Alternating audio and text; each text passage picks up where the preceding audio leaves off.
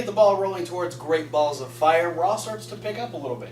We weren't... Did we get the Great Ball of Fire rolling? I was going to build on that, but yeah, essentially. We got the Great Balls of Fire rolling. Might want to get a prescription for that, WWE. Yeah. Burning sensation. We weren't directed by M. Night Shyamalan this week, because stuff on Raw actually made sense.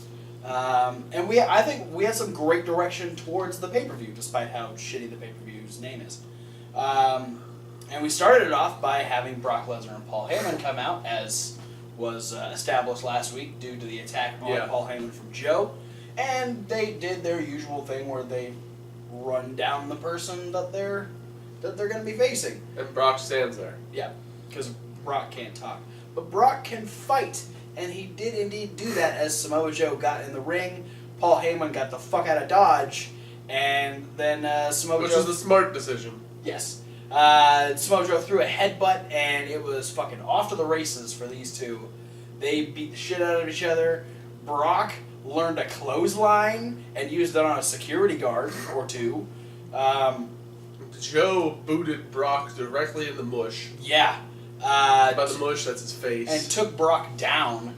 Brock ended up getting back up, drove Joe under a few of the corners, at which point security guards and referees weren't going to do anything, so Kurt Angle brought out the entire Raw roster to try and break people, get between the two big guys. Brock still kind of throwing some overhead punches and whatnot, but yeah, the tension has definitely been built for Samoa Joe versus Brock Lesnar, and the fact that I got to see Samoa Joe take down Brock Lesnar and give him a couple really good shots makes me slightly excited to see this match, because that's all I want. Is I want Samoa Joe to beat the shit out of Brock Lesnar. I'm not expecting him to win. I just want him to get some good shots in. Yeah. And then Joe had an interview later, pretty much saying that, Brock and Heyman are falling for exactly what Joe wants them to, because nothing's going to stop Joe from locking in the Coquina Clutch on Brock Lesnar and becoming Universal Champion. Because he's already gotten under their skin, he's gotten inside their heads, and so now it's just a matter of applying that hold, which Paul Heyman says Joe can't do. Well, yeah. I'm going to throw this hypothetical query over to Samoa Joe. Okay. Who I know watches the Yeah. rundown on the regular. And He's one of our biggest fans. yeah, he comments all the time. Yeah. How do you choke something with no neck?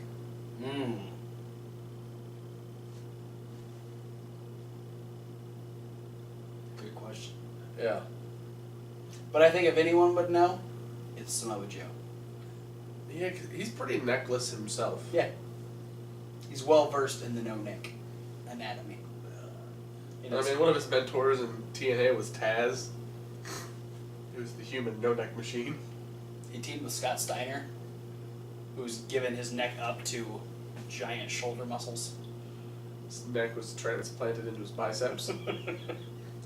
Anyway. It's just one vertebrae in each of Scott Steiner's biceps. That's how it gets the structure to maintain the size. There you go. There has to be a bone in there. That's disgusting. Yeah, it is. I'm grossing myself out. We had Elias Sampson sing probably the best song he's sang since he became the Drifter. Just and running down Louisiana, man. And let me tell you something about Elias Sampson. He's in shape. Thanks, book. He would have a rematch against Dean Ambrose, whom he beat a couple weeks ago due to the interference from The Miz. And they had another great match in which Elias Sampson picked up another win due to interference from The Miz and Maurice. Miz just kind of like came from one side, and like Dean would back him up on the outside, and then Maurice came from the other side and he'd back Maurice up, and it was just like constant, like Dean just like making them go away, and then eventually got back in the ring, and because I think they were trying to make us think that Dean was going to get counted out. Yeah, but then he like slipped in right at almost 10. Yeah, like 9.5. Got back in the ring, and got a knee drop on the back of his head. Yeah, fucking Elias Sampson just dropped both of his knees right on the back of his head, and it was It was all downhill from there. Gave him the little like swinging neck breaker, and Elias Sampson picked up another win. And we had the Miz be confronted by Kurt, and the Miz is like, "Well, you saw what he did last week. He ruined my celebration. What are you gonna do about it?" Kurt's like, "Nothing. I am going to do nothing. You find yourself a tag team partner, and you deal with it." Miz is like, "Oh, shit." Well, Kurt didn't tell him to find a tag team partner. Well, he told him to take care of it, and so he was trying to find. Oh no, never mind. Because that came later. Yeah, that was later when Miz confronted Heath Slater, and in what was probably the weirdest, not canon seeming segment of the entire night, Miz just goes up to Heath Slater and asks him to be part of the entourage. Yeah. Miz doesn't even have an entourage, but he wants to start one with Heath Slater. Not Rhino. No. Just Heath Slater. And Rhino keeps reminding Miz, hey, he's already got a tag team partner. Yeah. And so then Heath makes the comment that, as a kid, all I ever thought about was, one day being Intercontinental Champion. And Miz throws him that Neville line, hey, join up with me and I'll make sure that you get an Intercontinental title shot someday. And so Rhino's like, hey, he's already got a tag team partner. So I suggest you find yourself a tag team partner and you face us out in the ring. And then he just doused his crackers in cheese. Yeah, because Miz said, would you rather eat cheese whiz with this or caviar with an A-lister? And Heath Slater said, what in the world is caviar? Should we just skip right to that match? Yeah. Alright, so we had Slater and Rhino out there. Miz came out. He'd been trying to find a tag team partner the majority of the night. Reportedly, even from the commentators, even Elias Sampson, whom he'd helped earlier, turned him down. Yeah. So Miz comes down. He's not sure what to expect. It's the best thing I've ever heard Elias Sampson do. To turn down the Miz. Yeah.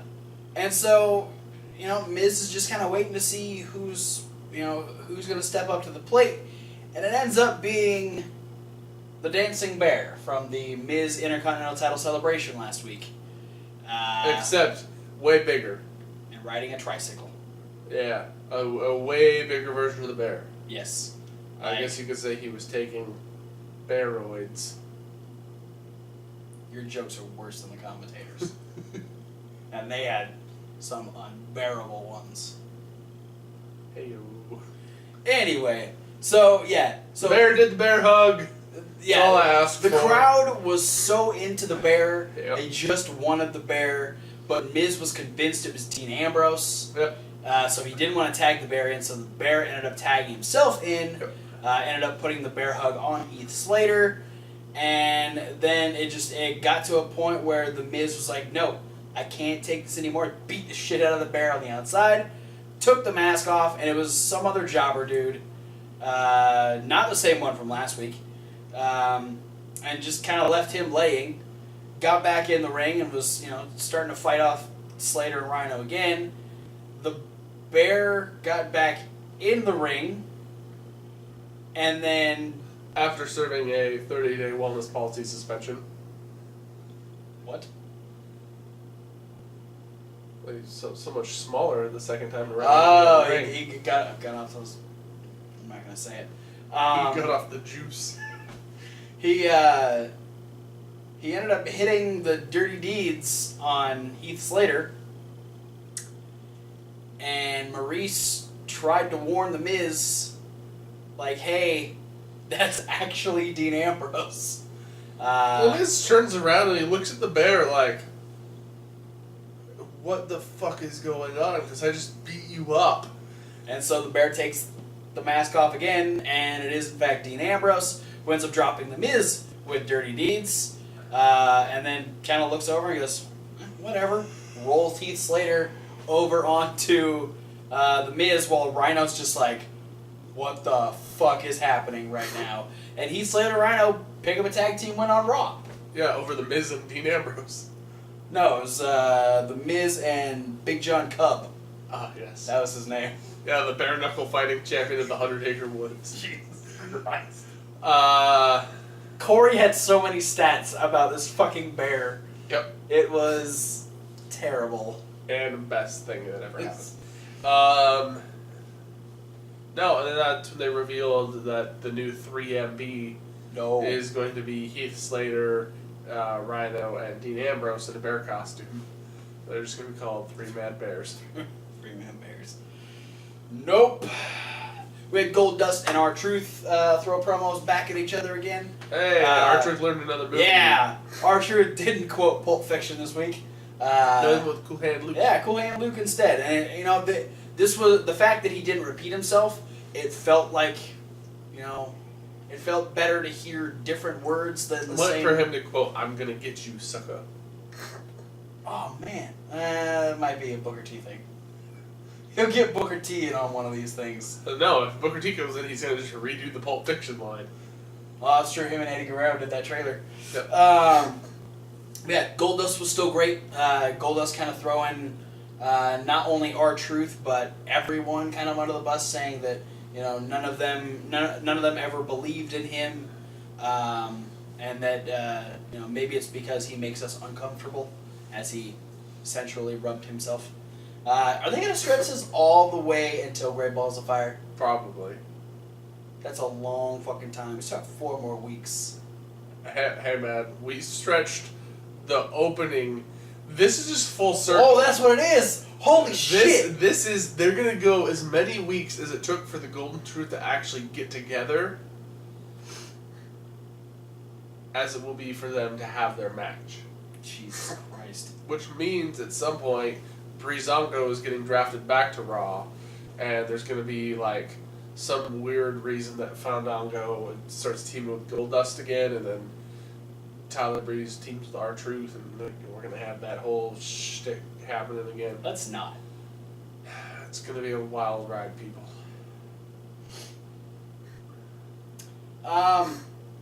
Raw decided to say fuck the cruiserweights in a way, because they got very little time. Yeah, both of their matches... Less than 5 minutes. No, both of their matches, bell to bell, about 15 seconds. Because only one of them happened. Yeah. And it was just Cedric Alexander hitting Noam Dar with a lumbar check. Yeah, because Noam Dar was distracted by his FaceTime with Alicia Fox. Yeah, well, I'd be distracted by FaceTime with Alicia Fox, too. That's true. And then Neville versus Swan never actually happened, because Neville just beat the hell out of Rich Swann, and then said, "Oh, I've beaten so many people, but I hear people talking about Akira Tozawa." Yeah, and because Titus tweeted about Akira Tozawa being the next Cruiserweight champion. Yeah, because like last week, instead of having him wait in Gorilla, they decided to have Akira Tozawa at ringside. That way people would notice him. Yeah, to watch Apollo Crews take on Kalisto again. Because I missed the whole thing about Tozawa being right behind the curtain. Yeah, because it was super brief last week, so they were very deliberate with it this week. This was a better match between Kalisto and Apollo Crews. I liked, you know, despite it being kind of short, it was good. It was a good match. Yeah. Kalisto tried to do a back handspring, and Apollo caught him, hit him with a cruise missile, and Apollo Crews picked up the win. And then Titus O'Neil lifted Akira Tozawa up over the barricade, tossed him in the ring, and began to like yank him around the ring, like taking selfies. Yeah, and looking like a fool. Like Titus is excited. Acting Apollo, like a goddamn idiot. Apollo's even got a smile on his face, and Tozawa's like, "What? What?" Like, he doesn't know what the hell is happening, but something's happening. It's not something I want to be a part of. That's because it's Titus O'Neil. You know what else I don't want to be a part of? Titus O'Neil.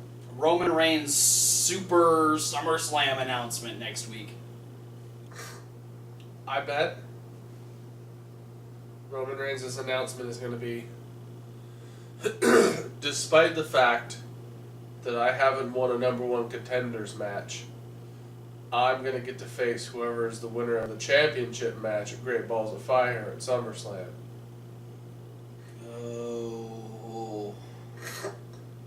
You have no idea the wave of rage that just went through my body when you said that. Yep.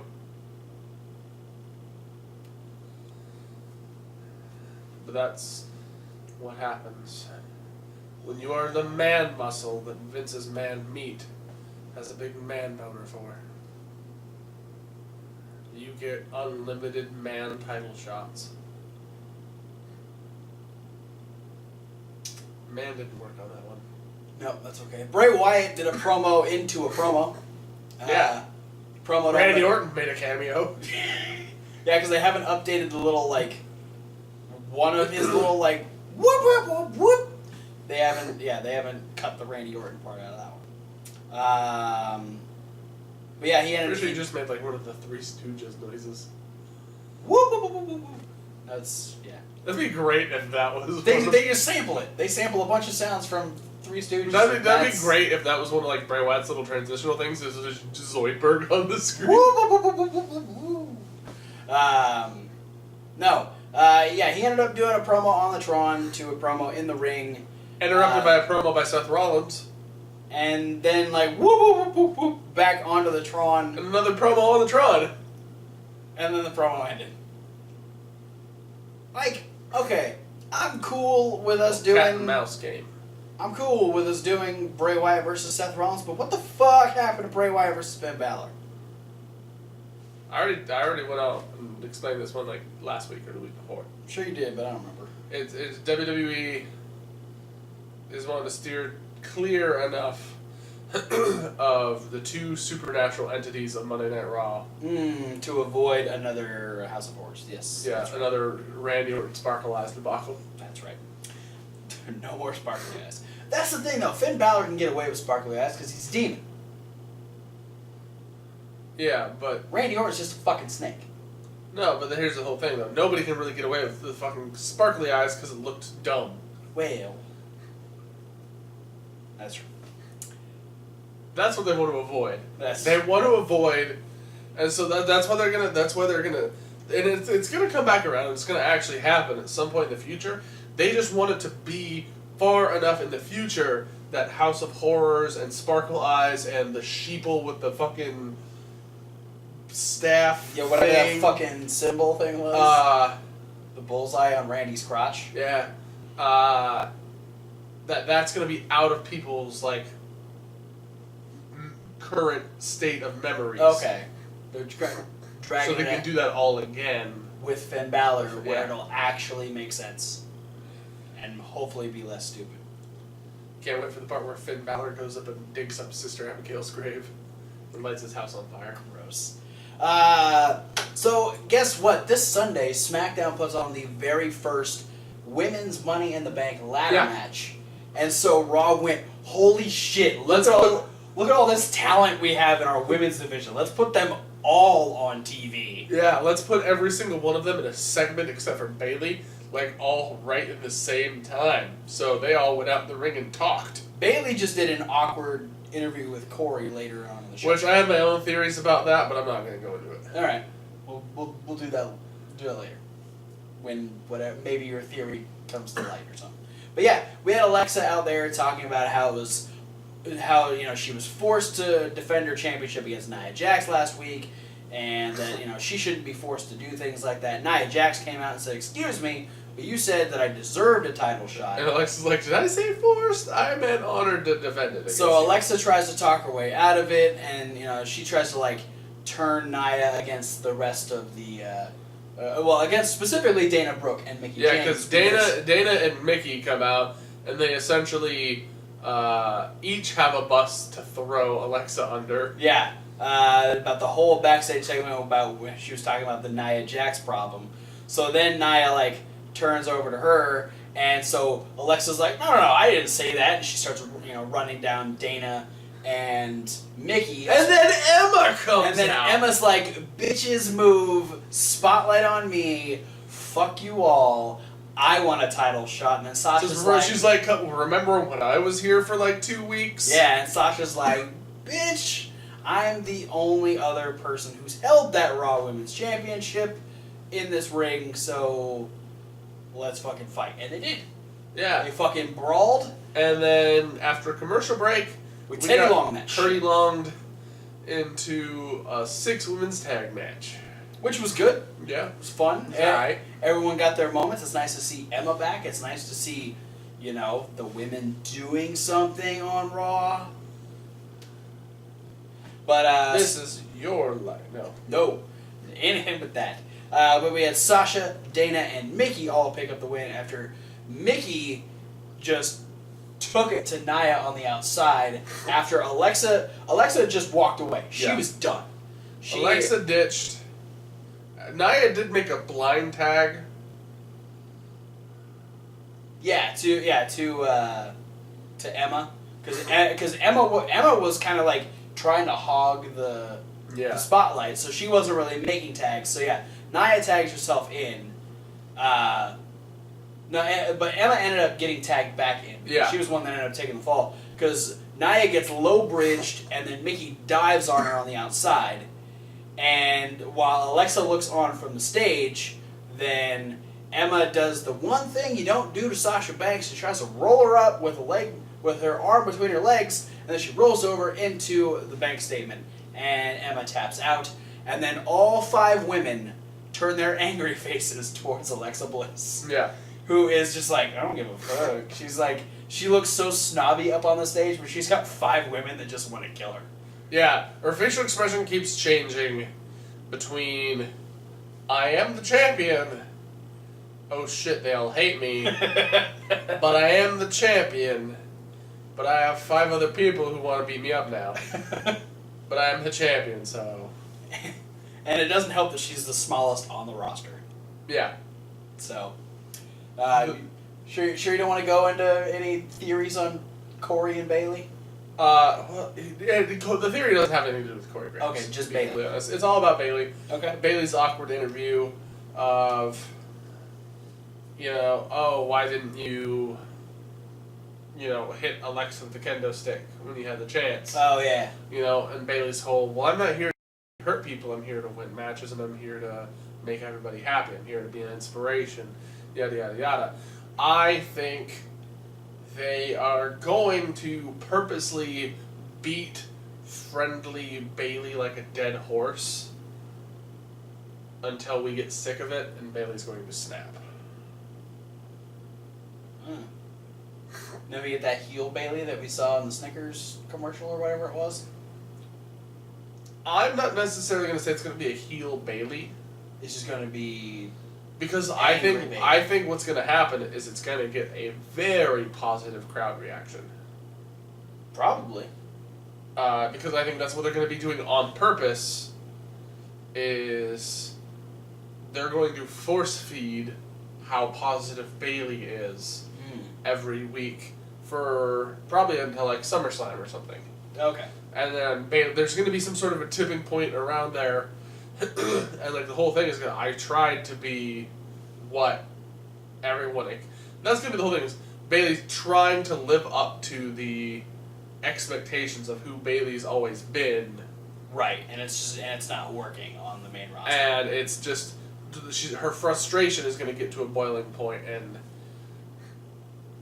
then she's going to get mean. Alrighty then. We have the next chapter in Who Attacked Big Cass this week. And was it Big Show? Well, dun dun dun. There was potential because Cass did in fact get attacked again. They were supposed to have another tag team match against the Club. Enzo, ended up like, hey, Cass, are you all right? What happened? And Cass said, I don't know. It was one giant shot to the back of my head. It was one shot and I was down. I've never been hit that hard in my life. But we did in fact see the Revival walking in the background yet again. Cass refused to step out of the match, though. He said he was going to go do it regardless. Wasn't the best tactic on his part because he ended up being not much help. He beat up Carl Anderson for a little bit. But let's be honest, who hasn't? Everyone, including his hot Asian wife. But Cass ends up taking a tumble to the outside. he's done at this point. Enzo gets double teamed, hit with a magic killer, and then as the club is setting up, they beat Enzo, by the way. They're setting up for a second magic killer. The Big Show comes down, runs off the club, helps up Enzo, and they have a hug in the middle of the ring, and Cass does not seem too happy about that. Yeah.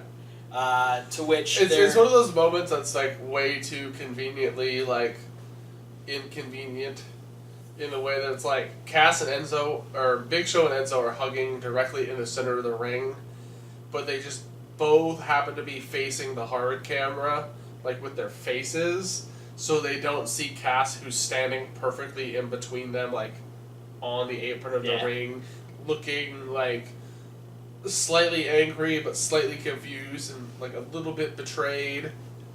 So then Big Show's walking on the back. He gets stopped by Enzo, who says exactly what Cass said. You know, it was one shot. He was down. He's never been hit that hard.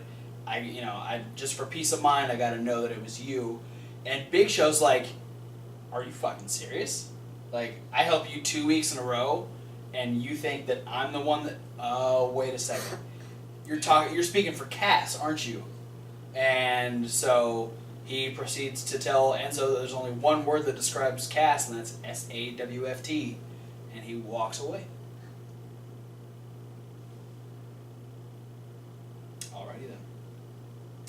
Though, to be fair, if Cass was even 55% certain that Big Show was the one that knocked him out,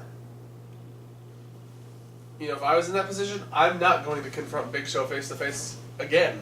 No, because it would result in getting knocked out again. Yeah, no, that was a mistake on your part. No, what it was the Revival drugged the Big Show. They like roofied Big Show. No, they made him panic. No, they roofied the Big Show. If he panics, he punches John Cena. Yeah, he has to go to SmackDown for that.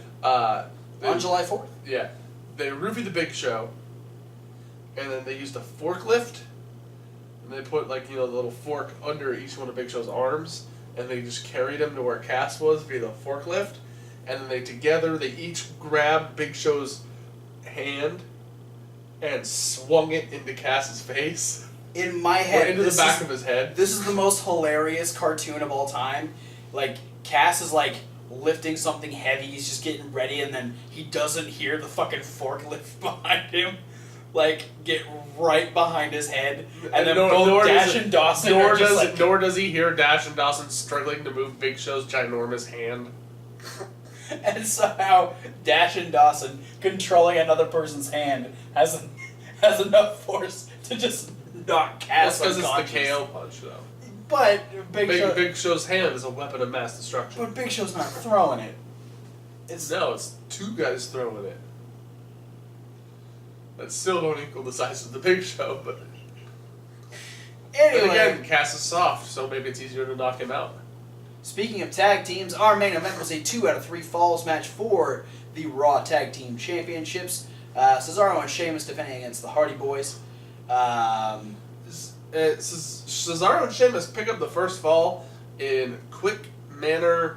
That was kind of unexpected. Jeff Hardy was going for an up and over on Sheamus, and Sheamus saw it coming, so he brogue kicked Jeff Hardy while he was upside down. Yeah, he brogue kicked him he uppercutted him with a brogue kick. Yeah, he caught him like heel to the chin and toes to the chest, and Jeff Hardy went down like a sack of bricks. Yeah. And before the first commercial break, Sheamus and Cesaro were up 1-0. Yeah, and then Matt ends up going just crazy during the second fall. He's smashing Cesaro's face into every single turnbuckle on the way down. He's throwing bulldogs. He's doing side effects on the apron and shit. And he hits Cesaro with a twist of fate and picks up the second fall. So then we have both teams even. Next fall wins the tag titles, and it's all out war. Yes, it turns into bedlam. There's Jeff is flying all over the place. He ends up hitting a swanton on Sheamus and almost wins. Then Cesaro pulls Sheamus out of the ring. Cesaro looks like a goddamn windmill made out of uppercuts. When doesn't he? That's just That's just normal Cesaro. Cesaro's description of his Cesaro's profile on MySpace back in the day was windmill made of uppercuts. Yeah. Well, that was his bio. And so it gets to the point where the tension is so high between both teams that they are just beating the hell out of each other on the outside. And unfortunately, nobody got back in the ring. The third fall goes to a double countout, and so due to a double countout, which technically makes it a draw, Sheamus and Cesaro they don't pick up the win, but they retain the tag team titles, and the Hardy Boys are left going, well, shit. Now what do we do? So But their music played for some reason. Because they were the ones that got back into the ring and were standing tall. It was one of those moments. Where I guess Cesaro and Sheamus had to struggle to get away. The Hardy Boys were good to go. So yeah, not sure where do you think this is gonna go? They've done started in a ladder match, they've done a cage match, and now they've done 2 out of 3 falls. What is next? It's going to be a 2 out of 3 falls ladder match in a cage. Oh, so the first fall is you have to get out of the cage. Yeah. They raise the cage, and the second... It's first fall is a regular match. No, first of all is one person gets out of the cage. Okay. Doesn't have to be both people, the last time they did the cage match. Okay. First of all, one person has to get out of the cage. Okay. Whoever gets that is the fall. Then the title comes down, but it's only one belt. Oh. So it's... Oh, okay. And then so you grab the belt, and that person's the champion, and the next belt comes down, and then just whoever grabs that belt is the other champion. So it's a cage match and 2 ladder matches. Yes. All right. But the cage never goes away. Somehow they just get a ladder in there. Does the person who got out have to get back in? Yes. Shit. They're actually probably the way the ladder gets into the cage in the first place. Oh, there you go. You have to open the door to let the person back in, and you put the ladder in there. That'd Sure. probably be a bitch to get a ladder inside of a cage. Probably. I need to rethink my strategies here. Yeah. But yeah, that's it for the Raw review, guys. Not a bad episode of Raw this week, so let us know down below what you thought. But for now, thanks for watching. Don't forget to like, comment, subscribe. Click the links. There's a lot of links. Check out the podcast. That's one of the links. Check out Reasonable Wrestling Fans. That's Reasonable the W. Like wrestling. And it's a link as well. Yeah, do all that stuff. Yeah. Thanks for watching. Check out the end of the week. We got predictions for Money in the Bank. Yeah, that's gonna happen. Yes, Tiny Dusty. Yes, baby. It's gonna happen this Sunday in St. Louis. Yes. The home of the Viper, Randy Orton. But for now, guys, thanks for watching. And we'll see you at whatever video you decide to watch next. Fuck that, I told you.